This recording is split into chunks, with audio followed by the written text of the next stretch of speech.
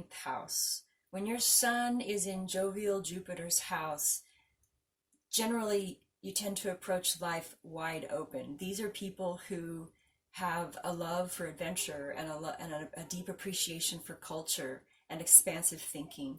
They're abstract thinkers as opposed to concrete thinkers, so abstract ideas are very attractive to them. They like to connect the dots where there isn't necessarily information. There's kind of a two-way polarized type of sun in the ninth house person. Sometimes they're going to be people who are very broad-minded when it comes to religion and philosophy, and will want to have a wide variety of philosophies to study and to look into. And if there, for example, squares there or hard aspects to the ninth house can bring someone who can be very dogmatic, someone who pushes their ideas very firmly on others. Like if there's a square to Mars from their sun here, they may be very assertive in what they believe, almost forceful in their ideas. So when you see positive aspects to sun in the ninth house, they tend to be some of the most open-minded people, very optimistic thinkers. A lot of times people with sun in the ninth house are polyglots. They speak more than one language. Language comes easy to them. They can blend into any culture that they visit. They love to travel. They appreciate cultures of all types.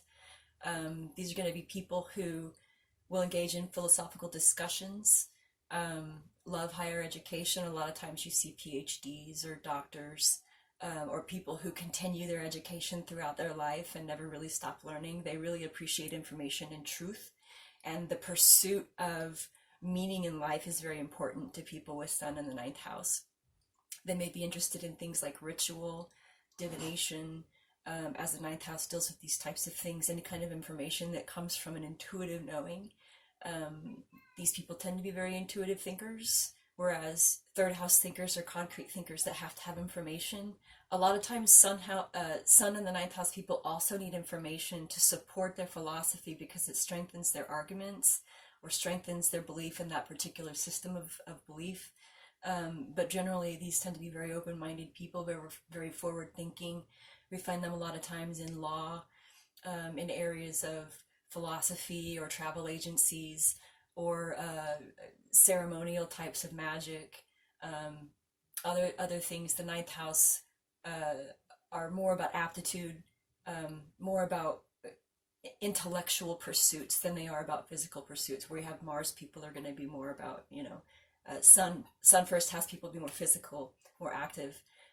This is the house of the active, abstract mind. So ideas are going to come to you from a broad range of information, and you're going to be able to assimilate that information into your thinking probably in a more even way than other people who have more rigid ways of thinking.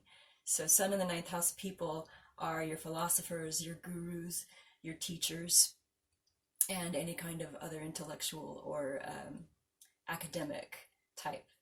And if you'd like to learn more about sun in the 10th house, see my next video.